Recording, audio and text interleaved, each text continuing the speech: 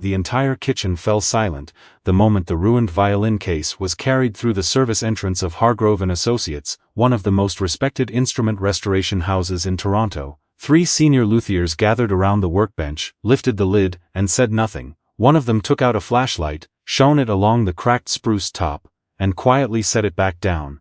The neck had sheared almost completely at the heel, the ribs were crushed on the base side. Water damage had warped the back so severely that the entire geometry of the instrument was compromised. The oldest technician in the room, a man who had spent 40 years repairing instruments for the Toronto Symphony, removed his glasses, cleaned them slowly, and delivered the verdict without looking up.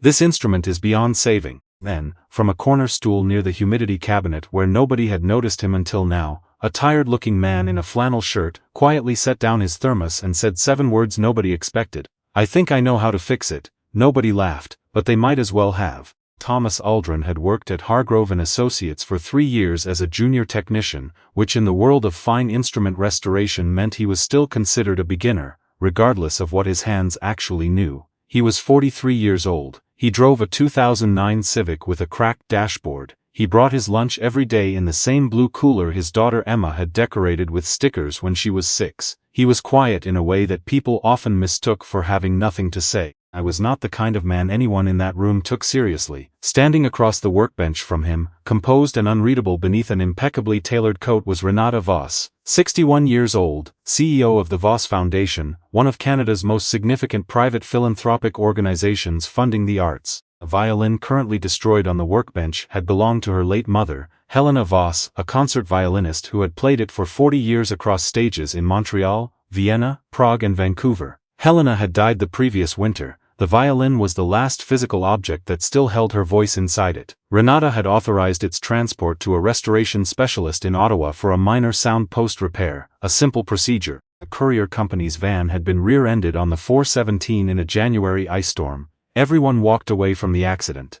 The violin did not. Renata did not cry when she saw it on the workbench. She never cried in rooms where people were watching, but her jaw was set in a way that anyone paying attention would have recognized as a woman holding herself together through sheer determination alone. She had called in every favor she had in the Toronto arts community to get Hargrove and Associates to accept an emergency assessment. She had taken a red-eye from Vancouver where she had been attending a foundation board meeting. She had not slept. She stood very still and listened to the head luthier explain, in careful, professionally softened language, that the damage was simply too extensive, that certain thresholds of structural compromise, once crossed, could not be uncrossed, that she should consider memorializing the instrument rather than attempting to restore it, frame it perhaps, commission a commemorative piece, let it become something other than what it was. Renata thanked him quietly and was already preparing to leave when Thomas spoke. She turned and looked at him the way people sometimes look at someone they had not previously registered as being in the room. Thomas did not introduce himself. He walked to the bench, pulled on a pair of nitrile gloves, and crouched slightly to examine the instrument at eye level without touching it. He studied the way the light moved across the crushed ribs. He looked at the neck joint for a long moment. He turned the case gently to examine the back plate from a different angle. And then he looked at Renata and said quietly that the situation was serious, but that it was not the same as impossible. He explained that the spruce top, though cracked, had split along the grain in a pattern that could be stabilized with hide glue and cleating if done carefully enough. He said the neck reattachment was technically complex, but not unprecedented. He said the back warping was the most difficult challenge, but that with controlled humidity cycling over several weeks and specialized clamping, the plate could be coaxed back toward its original geometry, without requiring replacement. He said it would take months.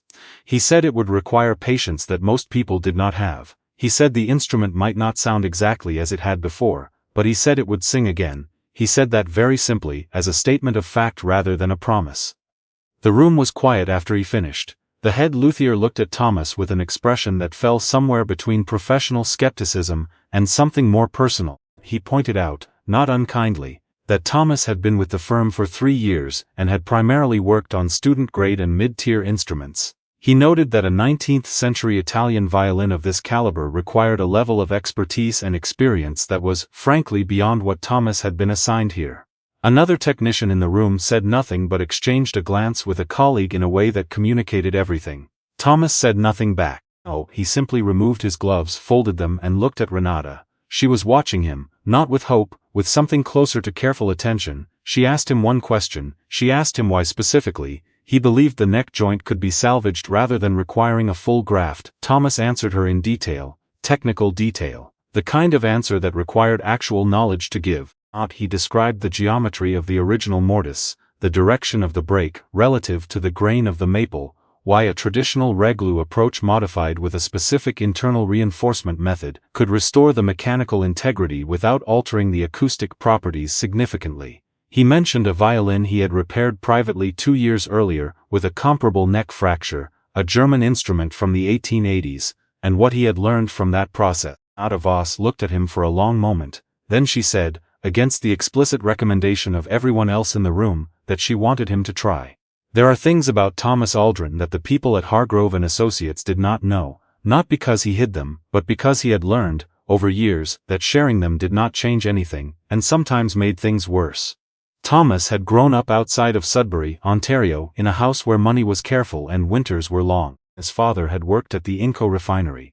His mother had played fiddle on weekends at local community dances, and she had taught Thomas to play by ear before he could read music. He developed an obsession early not with playing violin but with understanding how the instrument itself worked. He was the kind of child who would rather hold the fiddle and tap it, and listen to how the wood resonated than actually learn a song. His mother thought it was strange. His teachers didn't notice. A retired instrument maker in Sudbury named Mr. Ferreira noticed, and spent 3 years teaching Thomas the basics of lutherie after school, in a Garaworkshop that smelled of hide glue and sawdust and old spruce. That is where Thomas learned to love the work. He received a bursary to study fine instrument making and restoration at the North American Center for Instrument Studies in Halifax. He was considered exceptional. One of his instructors told him, in the specific language that academic instructors use when they do not want to be accountable to the words later, that Thomas had the hands of someone who might one day do something genuinely remarkable in this field. He graduated near the top of his program, and accepted a position at a small restoration studio in Hamilton, Ontario, that worked primarily with professional orchestral musicians. He was 24 years old. He had every reason to believe he was at the beginning of something. Then he met Claire. Claire Aldrin née Bouchard was a French-Canadian cellist from Gatineau, who had moved to Hamilton for a position with the symphony. She was sharp-witted and particular, and she laughed at things that nobody else found funny, and Thomas had never met anyone like her in his life. They married when Thomas was 27.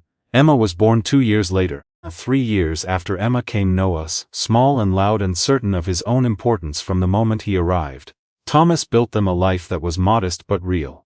He had a workshop in the back of the house where he restored instruments on evenings and weekends in addition to his studio work. Claire played, the children grew, and there was a particular kind of happiness in that house that Thomas understood, even while living it, was something to protect. Claire was diagnosed with an aggressive ovarian cancer 3 days before Emma's 8th birthday. She fought it for 22 months. Thomas fought with her, and then he fought to keep everything intact around her, so that she could focus on fighting, and then he fought just to stay upright, when fighting stopped being something that helped. Claire died on a Tuesday in March, in the Hamilton General Hospital, with Thomas holding her left hand and Emma and Noah asleep in the family waiting room wrapped in their winter coats.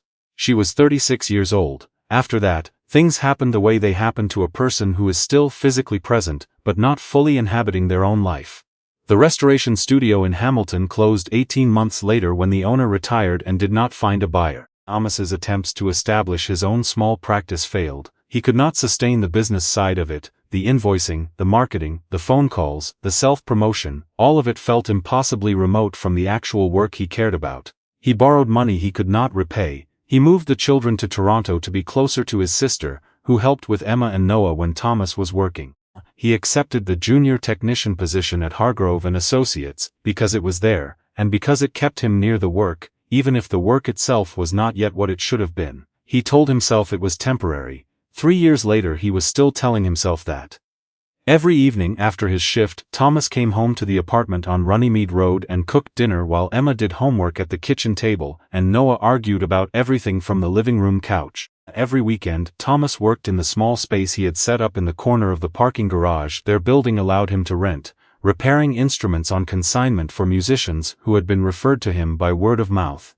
It was not enough, but it kept his hands busy and his mind pointed in a direction that was not despair. Emma, who was now 13, had started handing him tools without being asked. She had learned the names of most of them without meaning to, the way children absorb the things their parents love. Those evenings were the quietest and most honest part of Thomas's life. The fluorescent light above the workbench, Noah's voice drifting down from the apartment, Emma sitting on an overturned milk crate, reading, occasionally looking up to ask what he was doing. That particular kind of peace. The peace of someone who has survived something enormous and is still, stubbornly, here. It was in that garage workspace 2 years before the Voss violin arrived at Hargrove, that Thomas had restored the German violin with the comparable neck fracture he mentioned to Renata. The instrument had been brought to him by an amateur player who had inherited it and been told by 2 other restorers that it was not worth the cost of repair. Thomas worked on it for 11 weeks. He charged less the materials cost him because the work itself was more valuable than the money. The player heard it again for the first time. She cried. Thomas did not tell anyone at Hargrove about it. There was no particular reason to. He had simply done the work and moved on. That was in many ways the truest thing about Thomas Aldrin. He did not perform his competence, he simply had it, and in rooms full of people performing theirs, that made him easy to overlook. The restoration of the Voss violin took 4 months and 11 days. Thomas documented every stage meticulously. He cleaned the debris from the fractured surfaces with small wooden tools he had shaped himself. He humidified the back plate over 3 weeks in a custom-built humidity chamber he constructed in the Hargrove workshop with materials he sourced himself, monitoring the plate's response daily, adjusting by 2 and 3% intervals, recording each measurement in a notebook he kept in his shirt pocket. Stabilized the spruce cracks with hide glue mixed to a consistency he adjusted by hand, testing viscosity the way his old teacher Mr. Ferreira had shown him, by feel and by the way the light moved through the brush. He cleated each crack from the interior with precisely cut spruce patches that matched the grain of the original wood as closely as he could manage. Neck reattachment took 6 separate sessions over 2 weeks, each one requiring the violin to rest and glue to cure under controlled conditions before the next step could be taken. Thomas worked slowly and without shortcuts, even when the head luthier stopped by the workbench occasionally to observe and say nothing. Even when a colleague pointed out that the amount of time Thomas was investing in this project was disproportionate to what Hargrove was billing for it. Thomas heard these observations and continued working. He also talked to Emma about the violin in the evenings. Not technically, just about what it was and what it had meant to the woman who played it, and to the daughter who was trying to save it. Emma listened the way 13-year-olds listen when something is genuinely interesting to them, which is to say fully and without pretending not to care. She asked questions that surprised him sometimes. One evening she asked whether Renata ever came to watch. Thomas said she did occasionally. Emma asked what she was like. Thomas thought about it for a moment. He said she was the kind of person who looked like she had never needed anyone, and was starting to suspect that might not actually be true. Renata did visit the workshop more often than was professionally necessary. She came on a Tuesday afternoon 4 weeks into the restoration and stood at a respectful distance watching Thomas work on the humidity cycling. She said very little. She came again 3 weeks later and this time asked a question about the cleating process, a specific technical question that surprised Thomas, because it required some knowledge to formulate. He answered it fully. She asked another question. He answered that one too. After that, the visits became something slightly different from oversight. One evening she arrived late, after most of the Hargrove staff had left. Thomas was at the bench working under a magnifying lamp, and Emma was sitting in the corner doing homework on his laptop. Renata stopped in the doorway, clearly not expecting a child to be present. Emma looked up, said hello with the uncomplicated confidence of someone who had spent years in workshop environments, and found them perfectly normal, and went back to her work. Renata sat down in the chair near the window. For a while the room was quiet except for Thomas working, and Emma occasionally asking him how to spell something. Eventually Renata said that her mother had brought her to rehearsals when she was small, that she had sat in practice rooms the same way, doing her own work while Helena played. She said it in a way that had nothing professional about it. She said it the way people say things they have not planned to say. Thomas looked up from the bench. He said that he brought Emma because the alternative was not bringing her, and that seemed worse. Renata looked at Emma for a moment and then looked back at Thomas and said nothing more. But something shifted in the room that was not about the violin. On another evening, Thomas stayed at the bench long after he should have gone home. The restoration was entering its most delicate phase. He was fitting the repaired neck into the reset mortise, making final adjustments by fractions of a millimeter, checking the projection angle with a straight edge, adjusting, checking again. The city outside was quiet. At some point, he became aware that he was not thinking about whether the violin would be finished correctly, or about the head luthier's skepticism, or about the bill he had not paid yet from November. He was thinking about the instrument as its own thing, with its own claim to being heard. He was thinking about Helena Voss playing this instrument in Prague at 29 years old, which was a fact he knew because Renata had mentioned it once, and he had not forgotten. He was thinking about what it meant to return a voice to something that had been silenced. He did not say any of this aloud, but it was the truest thing he understood about why this work mattered. The weeks passed, and the workshop quieted, and the violin slowly, piece by piece, came back to itself. There were people who believed it would not happen. The head luthier had never explicitly said this but made his position clear through a series of careful professional silences. Two colleagues bet quietly between themselves, not cruelly but not generously either, on the percentage of structural recovery Thomas would ultimately achieve. Renata's board of directors at the Voss Foundation learned of the restoration attempt through a profile piece that ran in the Globe and Mail, and two of them called her privately to ask whether committing the foundation's reputation to what they described as an unlikely outcome was strategically wise. One of them forwarded her an op-ed written by a well-known Toronto luthier arguing that certain restorations represented emotional wishful thinking rather than legitimate practice. The article did not name Thomas. It might as well have. Thomas did not see the article, or perhaps he did and did not find it worth his attention. He kept working. Then came the unveiling. The Voss Foundation held its annual Arts Legacy Gala at the Fairmont Royal York in downtown Toronto every spring. 300 people attended. Arts patrons, symphony conductors, gallery directors, journalists, politicians who cared about being associated with cultural philanthropy, and a smaller number of people who simply loved music. Renata had arranged for the restored violin to be unveiled at the gala and, if the restoration was successful, to be played publicly for the first time. She had engaged Alexander Novak, the first violin of the Toronto Symphony, to perform. If the instrument was playable, Alexander would play it. If not, the case would remain closed and Renata would say a few words about her mother, and the room would understand. Thomas arrived in a jacket that fit him reasonably well, and shoes he had polished the night before while Noah told him he looked fancy, and Emma straightened his collar without being asked. He stood near the back of the room with his hands in his jacket pockets, watching the crowd assemble around tables set with candles and white linens. He recognized very few people. He felt profoundly out of place in the way that a person feels out of place in a room built for wealth when they have spent their life being careful with money. He got a glass of water from a passing tray and found a spot near a pillar and waited. Renata found him before the presentation. She crossed the room toward him, with a directness that made a few nearby conversations pause and look over. She thanked him quietly and with a specificity that went well beyond the professional. She did not say your work was excellent, or the foundation appreciates your efforts. She said, quite simply, that what he had done was extraordinary, and that she did not believe anyone else in that room could have done it. She said that working with him had been the most meaningful professional experience she had had in years, which was a sentence that cost something to say in public, and she seemed to know it. Thomas thanked her back with more words than he usually used. Then the curtain came down.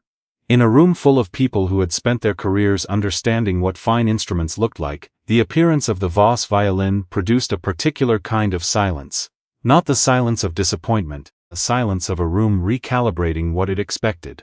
The instrument looked, under the spotlights, not merely repaired but restored to something close to its full eloquence. The wood had warmth, the varnish had been carefully consolidated in the areas of loss. The scroll, which had been partially detached in the crash, was flawless. Several people in the front rows leaned forward without appearing to realize they had done so. Alexander Novak lifted the instrument. He rose in the bow with the particular deliberateness of someone who understood they were about to do something that mattered.